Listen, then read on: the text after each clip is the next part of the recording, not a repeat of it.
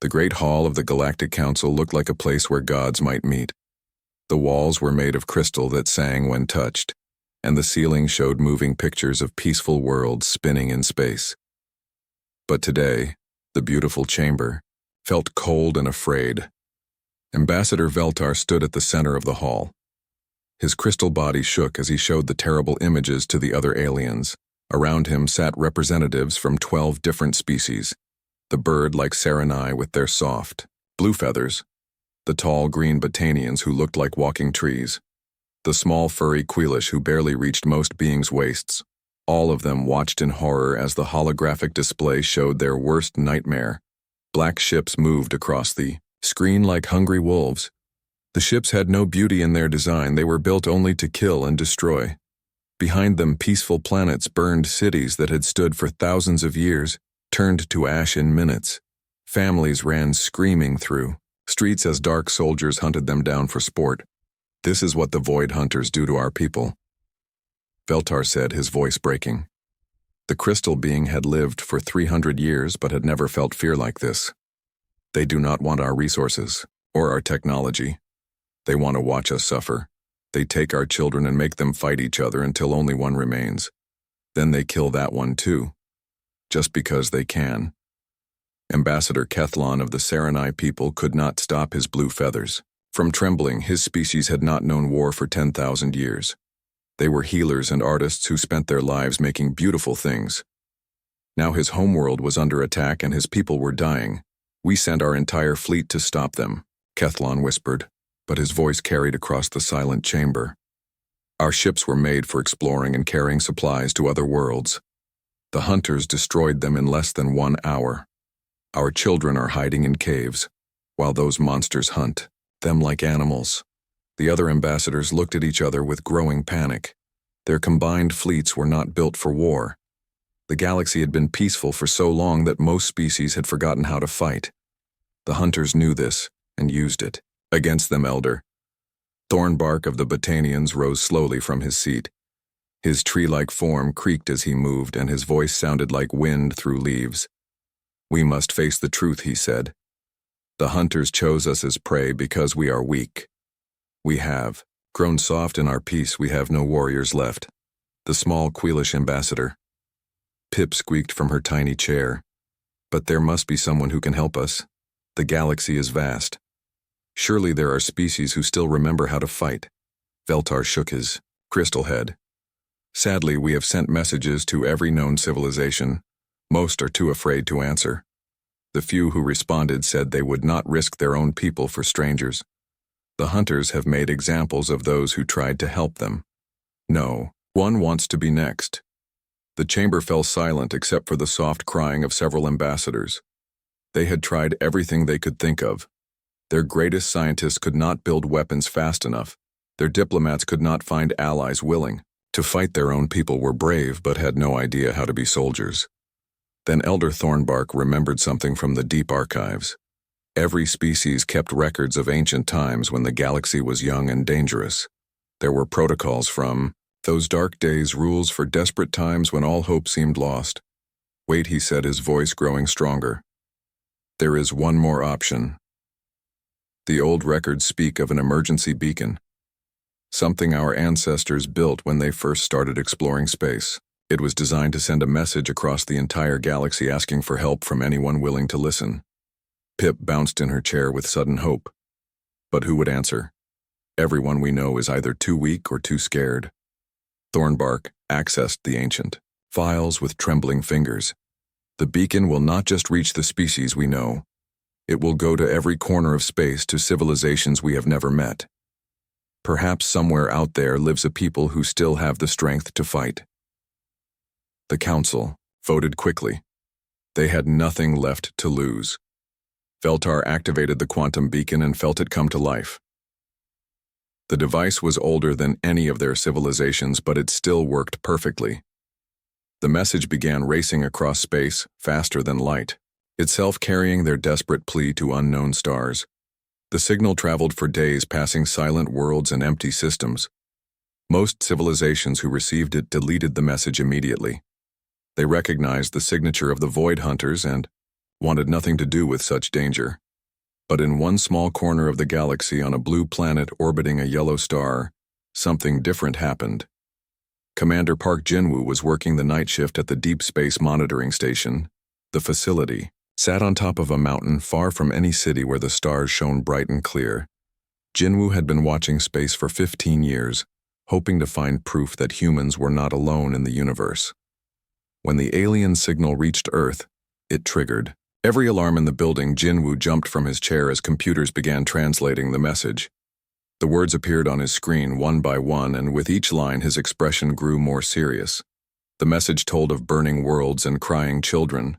It spoke of peaceful people who had never hurt anyone being hunted by monsters. It begged for help from anyone brave enough to answer. Attached were images that made Jinwoo feel sick and angry at the same time. He immediately called his superior, Colonel Oh Daeho, who lived only 20 minutes away from the base. When Oh arrived and saw the message, his face turned pale. These aliens were asking Earth to join a war against an enemy that destroyed entire civilizations for fun within an hour. They had contacted the Global Defense Council. President Kim Sora was awakened in the middle of the night and brought to the emergency meeting room. Along with her came the greatest military minds on Earth, General Lee Min-ho, Admiral Kim Tae-young, and dozens of other leaders who made the hard decisions that kept humanity safe. They studied the alien message for hours. The technology offered by the desperate species was far beyond anything humans had ever imagined. Star maps showing thousands of worlds, advanced medicine that could cure diseases, energy sources that would last forever. All of this would be theirs if they helped fight the hunters.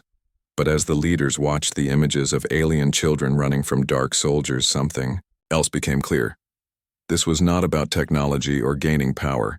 This was about right and wrong, about protecting innocent people from monsters who enjoyed causing pain. President Kim Sora stood at the head of the table and looked at each person in the room. "These aliens are asking us to risk everything for people we have never met," she said quietly. "They offer us wonderful gifts, but that is not why we should help them. We should help them because it is the right thing to do." General Lee Min-ho nodded slowly. "For thousands of years, humans have fought to protect those who cannot protect themselves. That is what makes us human. That is what separates us from the monsters." The decision came quickly and unanimously. Earth would answer the call, not because of the rewards offered, but because somewhere in the darkness of space, children were crying for heroes, and humanity had never been able to ignore such calls. Within hours, the first human ships began launching toward the stars. Each vessel carried soldiers who had trained their entire lives for battles they never imagined fighting. They flew toward a war against enemies they had never seen, to save people they had never met. As the human fleet disappeared into the black of space, the alien beacon continued broadcasting. But now it carried a new message alongside the original plea. Far away on their dying worlds, the peaceful species received a simple response in broken but determined alien language. "Help is coming. Hold on. We are coming." Captain Lee Min-ho stood on the bridge of his destroyer, watching the luminary homeworld burn through the main view screen. The planet that had once been a shining jewel of crystal cities now looked like a dying ember. Black smoke rose from every continent, and the beautiful singing towers that the crystal beings were famous for lay shattered on the ground. "How long until we reach attack range?" asked his weapons officer, Lieutenant Park Sujin. 2 minutes, sir," she replied, checking her console. "The Void Hunter ships are too busy destroying the surface to notice us yet." Lee gripped the arms of his command chair tighter. The journey from Earth had taken 3 weeks, during which time they received constant updates about the Hunters' attacks. Each day brought news of more dead civilians, more burning cities, more children who would never see their parents again. The human fleet had pushed their engines beyond safe limits to get here, but they were still too late to save millions of innocent lives. "Look at that," said Sergeant Choi Dong-min from the Marine Station. "Those black ships just destroyed a hospital. You can see the medical symbol on the burning building. They are not even trying to hide what kind of monsters they are. The Void Hunter fleet hung in orbit around the dying planet like a pack of metal wolves. Their ships were built for one purpose, only to bring death and suffering. Every line of their design spoke of cruelty and the joy they took in causing pain. The largest vessel, A massive battleship covered in weapons sat at the center of the formation. "That must be their command ship," said Lee. "The rest are probably waiting for orders on which city to burn next." Through his view screen, Lee could see small crystal beings running through the streets below. Some carried wounded family members, others just ran with no destination except away from the killing. The hunters were in no hurry. They were enjoying the hunt, taking their time to savor the fear of their prey. "Captain, we are receiving a transmission from the surface," said the communications officer. "It's one of the Luminary survivors. Put it through."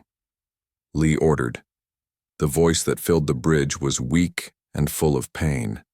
"Please, if anyone can hear this, we are the last group hiding in the old temple district.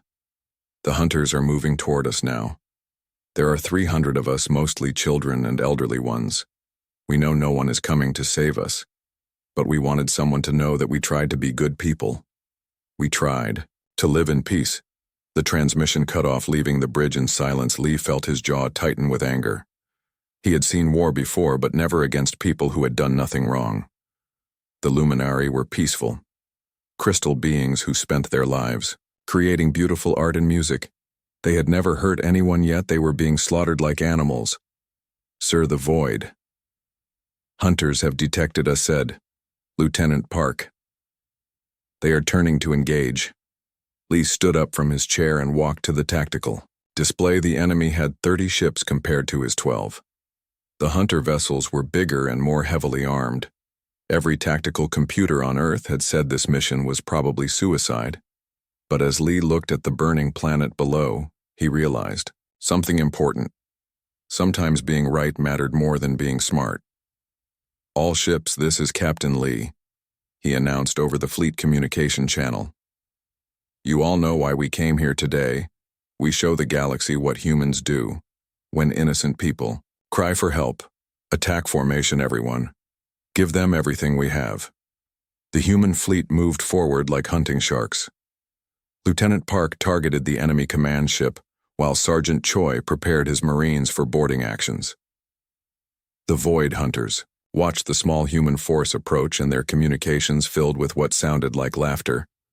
The lead hunter ship sent a message to the humans in broken galactic standard: "You are few and weak. Turn around, little meat things, and we might let you live to serve us." Lee smiled grimly and opened a channel back to them. "Sorry, but we don't negotiate with bullies."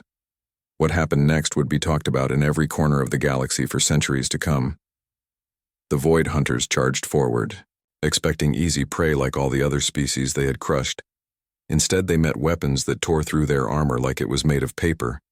Human missiles moved with impossible accuracy, while their energy beams cut hunter ships in half. The first hunter vessel exploded in a ball of fire before its crew understood what was happening. The second lasted only seconds longer as Lieutenant Park put 3 direct hits into its engine core. The hunter formation that had been so confident began to break apart as human fighters swarmed between their ships like angry wasps. "These little ships are too fast," shouted a hunter captain over his radio as human fighters danced around his weapons. "They move like they are alive." On the ground, Sergeant Choi led the first human landing force directly into the hunter positions. The enemy soldiers had been terrorizing peaceful civilians for months, but they had never faced human Marines before. Choi and his squad moved through the enemy lines like ghosts made of lightning and fury. The hunters discovered something that would haunt their nightmares for years to come. Humans did not just fight to win. They fought with a passion that made no sense to creatures who only understood fear and power. When a hunter squad tried to use Luminary children as shields, Choi personally tracked down every one of them. Within 2 hours, the battle was over. Half the hunter fleet was burning wreckage, drifting in space. The survivors fled toward the edge of the system, moving faster than they had ever moved before. On the ground, the remaining hunter soldiers abandoned their positions and ran for their transport ships, leaving behind weapons and supplies in their panic. But what shocked the surviving Luminary most was what happened after the fighting stopped. The crystal beings had watched the battle from their hiding places, expecting their saviors to demand tribute or territory like every other warrior species in the galaxy.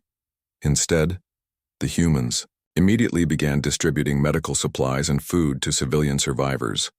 Ambassador Veltar emerged from the ruins of his city to to find human soldiers carrying wounded Luminari children to safety.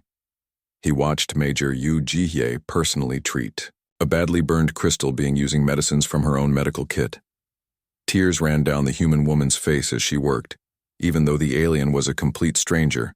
Veltar approached Captain Lee with confusion growing in his ancient mind. In 3 centuries of life he had never seen warriors who fought like demons but healed like angels.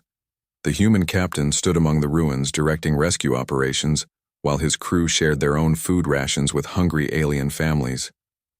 "Why did you come?" he asked Lee. "Why did you risk your ships and your people for us?" Lee looked around at the devastation, then at the human and alien children playing together near a medical station. "Because someone had to," he said simply. "This is what soldiers do. We protect people." The concept was so alien to the galactic mindset that news of it spread like wildfire through diplomatic channels. Species that had never heard of humans suddenly wanted to know everything about these strange warriors who asked for nothing except the chance to help others. But in the darkness of space, War Master Drexmoth studied recordings of the battle with growing fascination. These humans intrigued him. They fought with emotion instead of cold calculation. They sacrificed themselves for strangers. They showed mercy to defeated enemies, all weaknesses in his opinion. But somehow these weaknesses had made them stronger than any enemy he had faced. He decided they would make excellent prey for his greatest hunt ever since. The galaxy had grown soft and peaceful. He had been bored. Now these Deathworlders had given him something interesting to do. He would study them, learn their weaknesses, and then show them what real hunters could accomplish. Meanwhile on Earth, Admiral Kim Ta-young received the first reports of victory with mixed emotions. Humanity had just announced itself to a galaxy full of predators and politicians. They had painted a target on their homeworld that would attract every ambitious warlord and conquest-minded species in known space. But when he saw footage of human soldiers sharing their emergency rations with grateful alien families, he knew they had made the right choice. Some things mattered more than safety. Some principles were worth. Fighting for the age of human isolation was over. The galaxy would never be the same.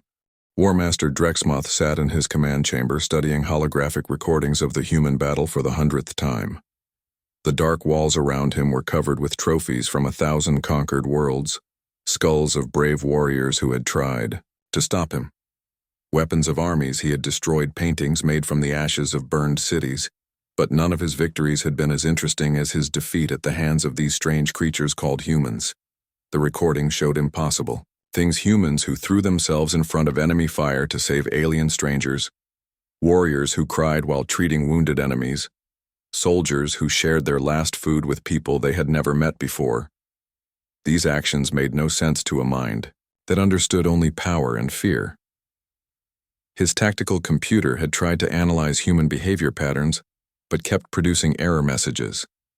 The machine could not create models for creatures who acted on emotion rather than logic. How do you predict the actions of beings who value other lives more than their own? Drexmoth decided he needed to understand his prey better.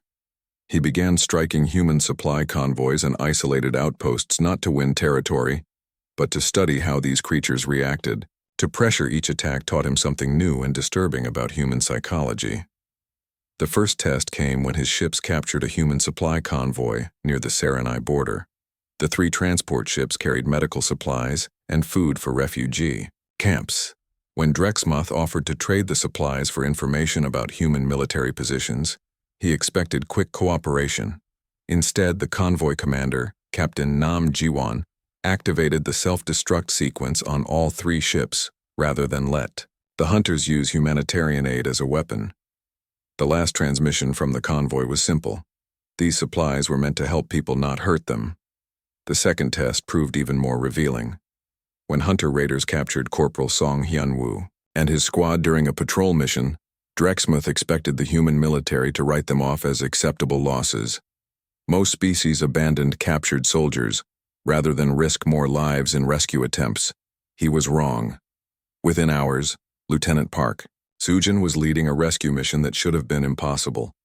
Her team infiltrated a heavily guarded hunter base, rescued every prisoner, and escaped with minimal casualties. The cost was high. 12 human soldiers died to save 5, but not one human complained about the mathematics during the torture sessions before the rescue. Drexmuth learned something that disturbed him more than any weapon. Could humans endured agony, not through mental conditioning like most warrior species, but through sheer stubborn determination. Song Hyunwoo had been beaten for hours but still refused to give information that might harm alien civilians. Earth does not abandon its friends. Song had said through broken teeth and swollen lips, "You can kill me, but you cannot make me help you hurt innocent people." This concept of loyalty to strangers was completely alien to hunter culture. Drexmuth had conquered hundreds of species, and they all followed the same pattern. When faced with overwhelming force, they either submitted or tried to bargain for better terms. None had ever chosen to suffer for people they barely knew. The war escalated as more human ships arrived from Earth. Colonel Odeho established forward bases on liberated worlds and began training alien civilians in basic self-defense. The idea was revolutionary. Most galactic species kept strict separation between military and civilian populations, but humans seemed to believe that everyone had the right to protect themselves and others. The peaceful Serenai learned to handle weapons for the first time in their species' history. The artistic Luminari used their crystal-shaping abilities to create armor and fortifications. Former victims became defenders under human guidance. The hunters adapted their tactics as well. Drexmuth realized that human emotional attachments were both their greatest strength and their most exploitable weakness. He began targeting the alien families that humans had grown close to during their rescue operations. The strategy seemed brilliant until he tried it. The hunters attacked a Serenai orphanage that human soldiers had been protecting, expecting the humans to become demoralized when they failed to save everyone. Instead, the response shocked. Even veteran hunter commanders Captain Lee Minho personally led a strike force that hunted down every hunter involved in the orphanage attack. He showed them exactly the same mercy they had shown to innocent children, which was none at all. The message spread quickly through hunter ranks. These humans became more dangerous, not less, when you hurt people they cared about. Other species throughout the galaxy watched these events with growing unease. They began to understand that humanity operated on principles that made them unpredictable allies and terrifying enemies. The humans cared too much about strangers, and this caring made them capable of incredible violence when those strangers were threatened. Ambassador Veltar sent reports to the Galactic Council that read like fantasy stories. Human soldiers who gave their own medical supplies to wounded enemies. Commanders who risked entire missions to save single alien civilians. Warriors who mourned for every life lost, even among their foes. The Council members struggled to understand these reports. Most galactic species fought wars for territory, resources, or revenge. The concept of fighting purely to protect others was so unusual that many refused to believe it was real. But the evidence kept mounting. Human bases became refugee centers where dozens of species lived together in peace. Former enemies worked side by side under human supervision, learning that cooperation was more powerful than conquest. The humans asked for nothing in return except the chance to keep helping. This confused the established powers in the galaxy. The hegemony had expected to recruit these powerful new warriors for their own armies. The Trade Federation wanted to buy human military technology.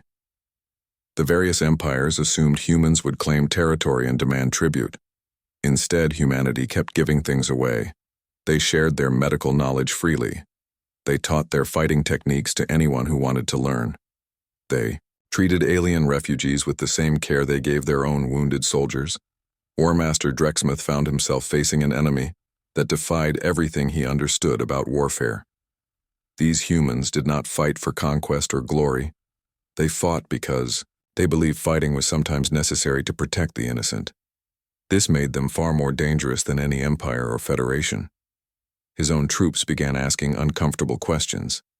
Why did the humans show mercy to prisoners when mercy was a sign of weakness?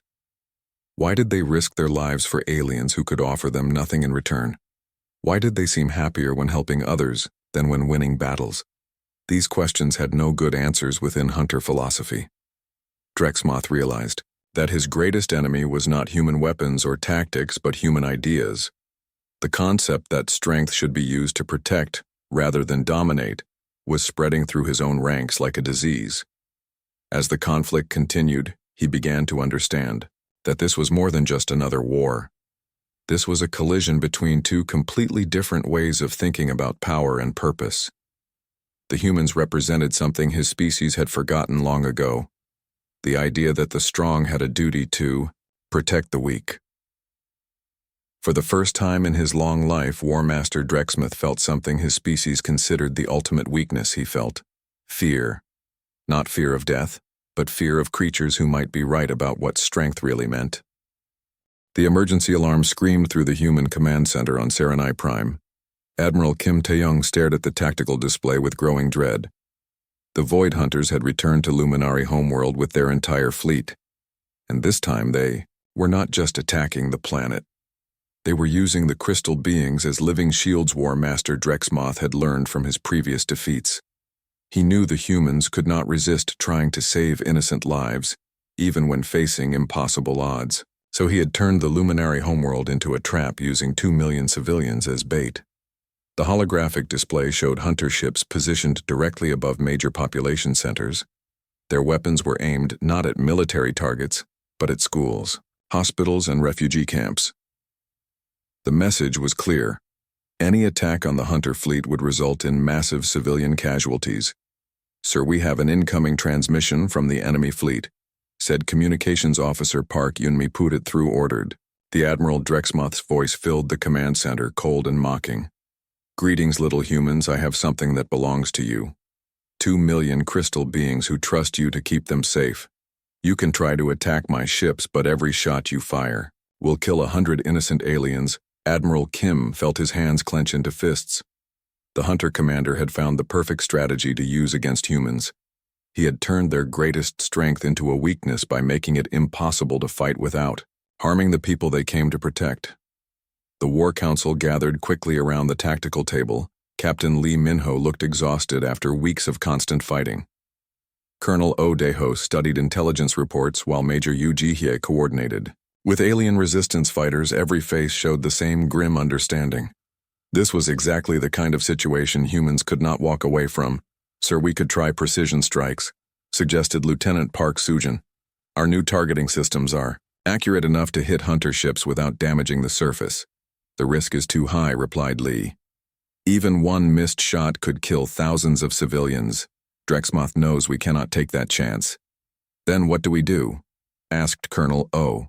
"We cannot leave those people to die, but we cannot attack without killing them ourselves."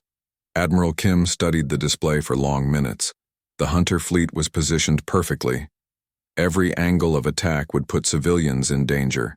The enemy had learned to use humanity's compassion as a weapon against them. "We attack anyway," he said finally, causing shocked silence around the table. "Sir," protested Major Yu, "the civilian casualties will be enormous." "I know," Kim replied, his voice heavy with pain. "But if we do nothing, Drexmoth will kill them all anyway. At least this way some might survive." The decision went against everything humans believed about protecting innocent lives. But sometimes there were no good choices, only different kinds of terrible ones. The fleet began moving toward Luminari Prime, knowing they were flying into the worst kind of battle. The approach took 6 hours, during which every human ship received constant updates about civilian positions. Admiral Kim had given strict orders. No shots were to be fired until he personally authorized each target. But as they drew closer to the planet, it became clear that precision would not be enough. The hunters had positioned their ships directly inside the crystal cities. Hunter weapons were built into Luminari schools. Their command posts were located in hospitals. Their shield generators were hidden in orphanages. Drexmoth had made it impossible to fight without harming innocents. When the battle began, it became the stuff of galactic legend. Captain Lee led his destroyer through the atmosphere, flying between crystal towers at impossible speeds. His gunners took shots that required perfect accuracy, hitting targets smaller than their own weapon systems. Major Yu Ji-hye led the ground assault with her Marines, fighting building by building through occupied cities. They moved like ghosts through crystal corridors, never retreating even when outnumbered 10-1. Every room cleared meant more civilians saved every building. Captured meant fewer hostages for the enemy. But the real turning point came when Sergeant Choi Dong-min discovered something that changed everything. The hunters were not just using captured aliens as shields, they were forcing alien children to operate their weapon systems. Hunter soldiers stood behind terrified Luminari youngsters, making them fire at human positions. The discovery spread through human ranks like wildfire, transmitted from unit to unit across the battlefield. When the last human soldier learned what the hunters were doing, something fundamental changed in the way they fought. Lieutenant Park Soo-jin was the first to put the change into words over the radio. "These are not warriors," she said, her voice filled with cold rage. "These are monsters who hide behind children." What happened next would be remembered as the moment humans stopped fighting like soldiers and started fighting like an avenging force of nature. The careful tactical movements became unstoppable advances. The measured responses became overwhelming assaults. Hunter positions that had held for weeks crumbled in hours, as human forces attacked with focused fury that defied tactical logic. Squad after squad of human soldiers advanced into impossible situations, and somehow survived through sheer determination and righteous anger. War Master Drexmuth watched his carefully planned trap fall apart as human forces tore through his defenses. These creatures were supposed to be weakened by their concern for civilian lives. Instead, they seemed to draw strength from their desire to protect the innocent. His own commanders began reporting impossible things. Human soldiers walking through weapons fire that should have killed them instantly. Marine squads, defeating forces 3 times their size through pure aggressive determination. Pilots performing maneuvers that their own ships should not have been able to handle. The space battle raged for 18 hours as human destroyers dueled with Hunter battleships among the crystal spires of luminary cities. Admiral Kim personally commanded the flagship as it engaged Drexmuth's command vessel. The 2 ships circled each other like ancient warriors, trading devastating blows. In the end, victory came, at a terrible price. Half the human fleet lay burning in the planet's orbit, and thousands of soldiers would never see Earth again. Major Yu Jihye died protecting a group of luminary children, her last transmission heard across the entire battlefield. "Tell Earth we kept our promise," she said, as enemy fire overwhelmed her position. "Tell them the children are safe." When the shooting finally stopped, the survivors found themselves in a transformed galaxy. The Void Hunter fleet was scattered wreckage drifting. Between the crystal cities, their ground forces were either dead or fleeing toward whatever transport ships remained. But the cost had been enormous. 2 million luminary civilians had been caught in the crossfire, and despite every human effort to protect them, hundreds of thousands had died. The crystal beings mourned their dead, but they also understood something important. The humans had not abandoned them, even when abandoning them would have been the logical choice. They had fought an impossible battle and paid an impossible price because walking away was not in their nature. As rescue ships arrived from Earth to evacuate the wounded, Admiral Kim stood among the ruins of a crystal city that had stood for 10,000 years. Around him, human and alien medics worked together, treating casualties from both sides. A small luminary child approached him, carrying a crystal flower that had somehow survived the battle. She handed it to the Admiral and spoke in broken galactic standard. "Thank you for not leaving us," she said. Even when it was hard, Kim knelt down to her level and accepted the flower. For the first time since the battle began, he smiled slightly. "That is what friends do," he replied. "We do not leave each other behind." Across the galaxy, other species watched the aftermath of the battle with new understanding. The humans had proven something that changed the very nature of galactic politics. They had shown that some principles were worth any sacrifice, that protecting the innocent mattered more than tactical advantage. The age of unopposed conquest was ending, and in its place rose something the galaxy had never seen before. A species that grew stronger by lifting others up rather than tearing them down. 6 months after the liberation of Luminary Prime, the galaxy looked like a completely different place. Human ships patrolled trade routes that had been abandoned to pirates for decades. Former Void Hunter bases had become refugee centers where displaced aliens rebuilt their lives under the protection of blue and white Earth flags.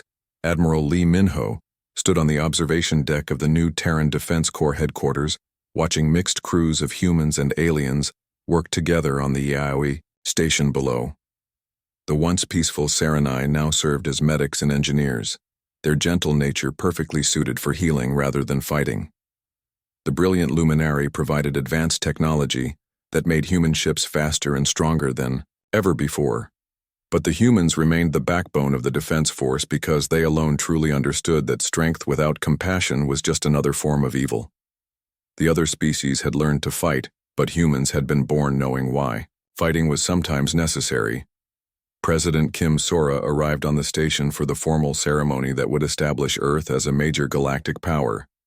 The Galactic Council had offered humanity seats on every important committee, along with vast territories and unlimited resources.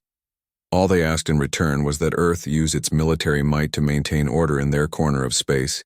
Kim accepted the honors graciously, but made it clear that Earth's primary interest remained the same, as always protecting those who could not protect themselves.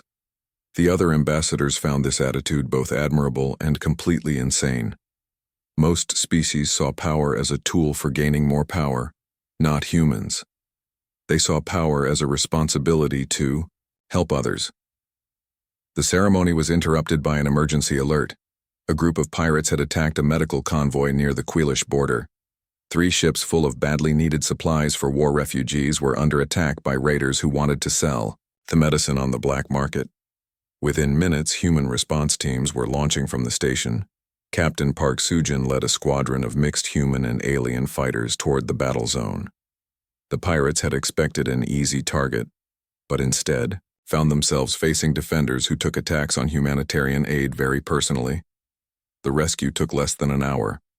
The pirates were either captured or fleeing toward the galactic rim, their ships no match for crews that fought with righteous fury. The medical supplies were safely delivered to the refugee camps where they would save thousands of lives. News of the rescue spread quickly through diplomatic channels, along with a message that was becoming well known throughout the galaxy: attack peaceful shipping at your own risk. The humans are watching and they do not forgive those who prey on the innocent.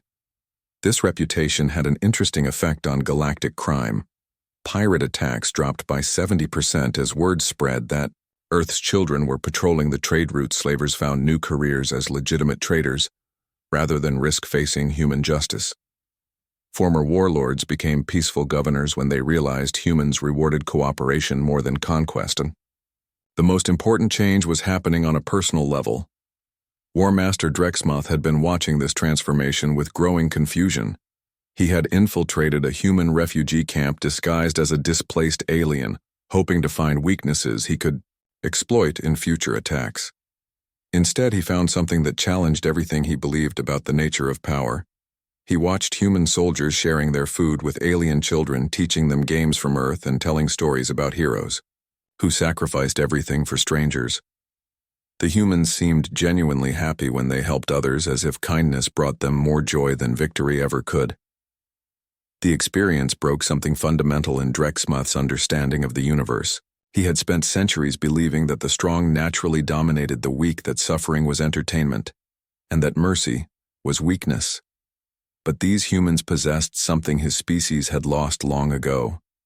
They had found purpose in protecting others rather than destroying them. When Drexmoth finally revealed his identity to the camp commander, he expected immediate execution. Instead, Colonel Odaiho offered him something no one had ever offered before: a choice between continuing to hunt or learning to guard instead. The humans could have simply killed him and few would have complained, but they believed that everyone deserved a chance to choose a better path. Even former enemies who had caused tremendous suffering, Drexmoth found himself assigned to work alongside Sergeant Choi Dong-min at a school where human and alien children played together.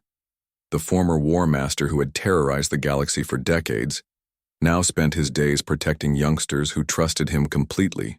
When a small luminary child asked him why the humans had come to help when no one else would, Drexmoth found himself giving the same answer he had heard from every human soldier: because someone had to. He said softly, "Because that is what you do when people need help." The child smiled and ran back to her friends, leaving Drexmoth standing guard with tears in his eyes for the first time in his long life. He finally understood what the humans had been trying to teach the galaxy: Strength was not about the power to destroy, but about the courage to build something better. Earth itself had become a symbol of hope for oppressed peoples everywhere. The blue planet that had once seemed so ordinary now represented something the galaxy had forgotten was possible. A species that grew stronger by lifting others up rather than tearing them down. Refugees from dozens of worlds applied for permission to settle on Earth, wanting to raise their children among people who believed in protecting the innocent. The human government welcomed them all, creating new communities where former enemies lived as neighbors. The Galactic Council found itself dealing with problems it had never faced before. Species that had been enemies for centuries were now working together under human mediation. Pirates were surrendering rather than risk fighting human patrols. Entire sectors that had been lawless for decades were now safe for civilian travel. Not everyone was happy with the changes. The old empires that had profited from chaos and conflict found their power bases crumbling as former subjects demanded the same protections that humans provided their allies. Some tried to resist, but discovered that fighting people who genuinely cared about justice was very different from fighting for territory or resources. The final test came when the hegemony, one of the oldest and most powerful empires in the galaxy, demanded that Earth stop interfering with their slave trade. The hegemony had been capturing and selling sentient beings for thousands of years, and they saw human anti-slavery patrols as a threat to their economy. President Kim's response was broadcast across the galaxy in dozens of languages. The slave trade ends. Now, she said, simply, any ship found carrying unwilling passengers will be stopped. Any facility found holding people against their will be shut down. This is not a negotiation. The hegemony sent their entire battle fleet to enforce their demands, expecting humans to back down when faced with overwhelming force. Instead, they found Admiral Kim Taeyong waiting with a combined fleet of human and alien ships, crewed by beings who had personal reasons to hate slavery. The battle lasted 3 days and ended with the complete destruction of the hegemony fleet. The survivors were given the same choice Drexmuth had received: a change, or face the consequences of continuing to harm innocent people. Most chose to change. The story ended with a scene that would become the most famous image in galactic history. Former War Master Drexmuth standing guard beside Sergeant Choi Dong-min outside a school where human and alien children played together in the afternoon sun. The two former enemies had become partners in protecting the next generation from the darkness that had once consumed them both. The quantum beacon that had started it all continued broadcasting, but now it carried a different message across the stars. If you need heroes, humanity will answer. If you prey on the innocent, humanity will find you. This is our promise to the galaxy. No one stands alone as long as Earth's children are watching. The age of conquest had ended, not with the rise of a new empire, but with the emergence of guardians who asked for nothing except the chance to keep others safe. And in a galaxy that had forgotten what heroes looked like, the humans had reminded everyone that sometimes the greatest strength comes from knowing when to fight and when to forgive. The blue planet, that had once been alone in the darkness, now stood as a beacon of hope for countless worlds. Its children had heard the cry for heroes and had answered with everything they had. And in doing so, they had transformed not just themselves, but the entire galaxy around them. Peace was not the absence of conflict, but the presence of people willing to stand between the innocent and those who would harm them. And for the first time in galactic history, that protection was not just a dream, but a promise, kept by beings who understood that caring for others was the highest form of strength.